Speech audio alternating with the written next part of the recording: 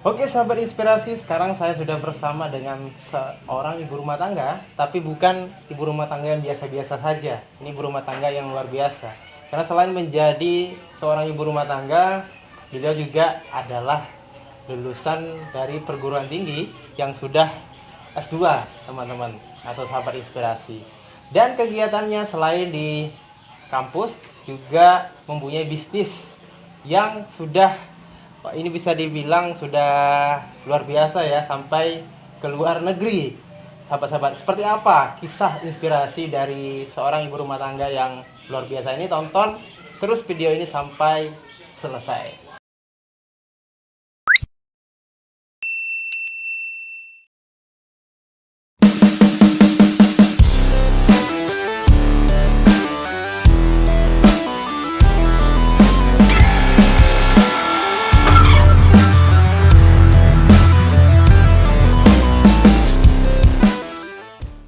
Inspirasi, sekarang kita ada di outlet UD Lapar Sehat. Artinya kalau warga Jember itu tidak asing lagi dengan namanya UD Lapar Sehat. Sekarang kita sudah bersama ownernya.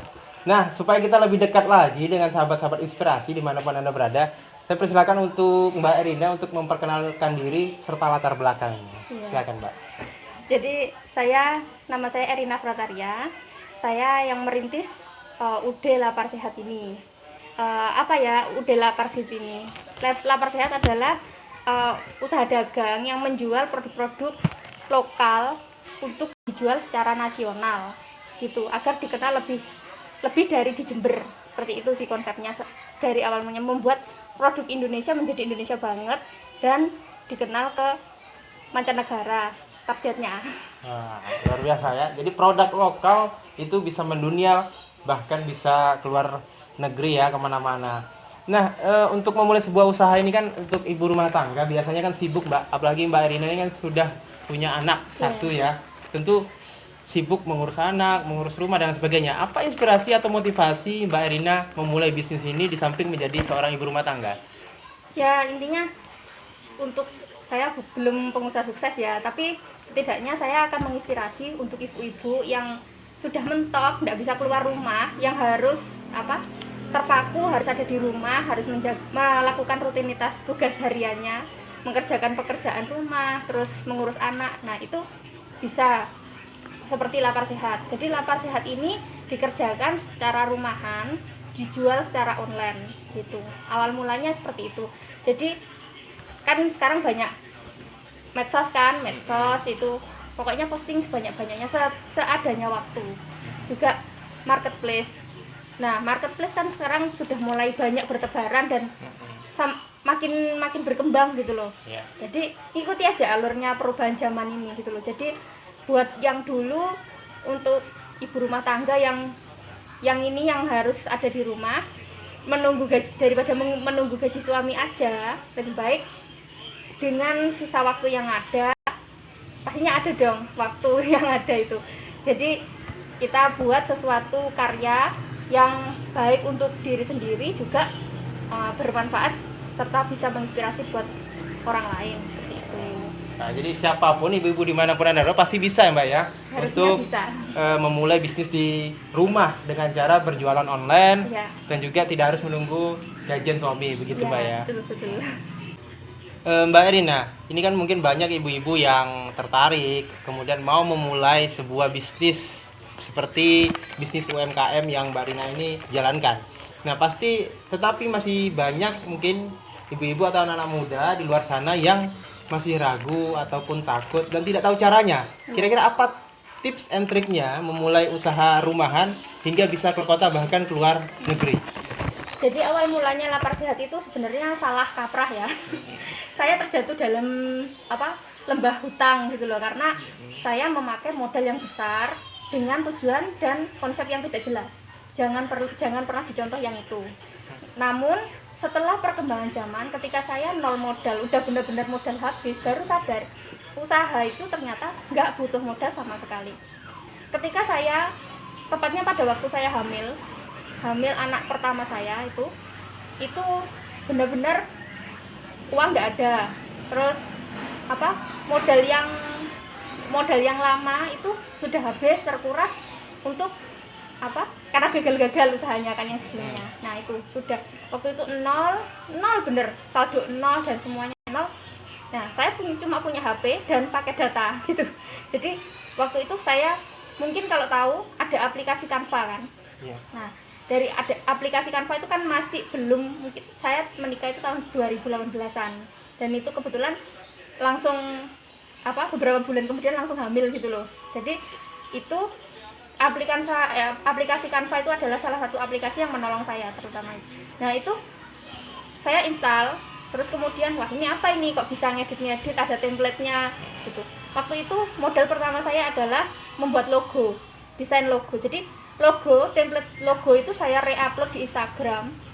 Ada waktu itu juga OLX juga kan. Nah itu saya re-upload aja. Terus kemudian cuma dikasih judul logo bagus gitu aja, terus kasih nomor HP.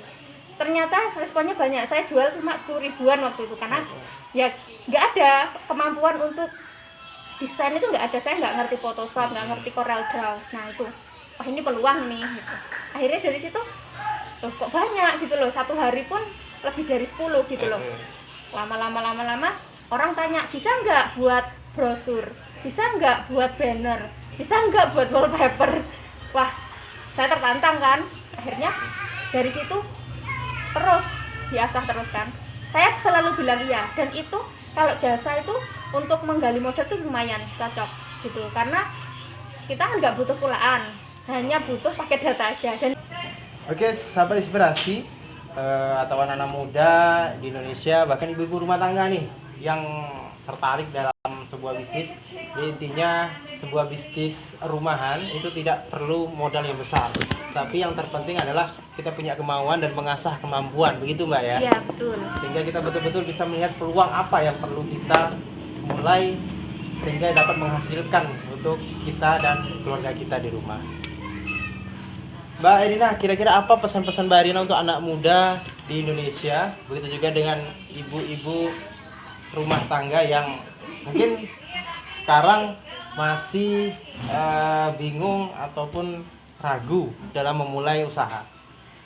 Ya, sekarang ibu rumah tangga itu kan udah milenial ya, setidaknya minimal sudah punya HP yang berpakai data kan gitu. Jadi sekarang itu sudah banyak aplikasi-aplikasi gratisan di Play Store HP masing-masing yang bisa dimanfaatkan. Jadi contohnya marketplace itu kan gratis. Semua punya Facebook, semua punya ini marketplace maupun ini medsos kan, semuanya Tokopedia, Shopee, Bukalapak itu bisa dibuat jualan. Instagram, nah, TikTok juga sudah bisa buat jualan gitu. Nah, untuk aplikasi editing masih ada Canva. Terus kayak foto gitu, studio foto gitu kan. Coba banyak sekali yang bisa dipakai secara gratis gitu loh.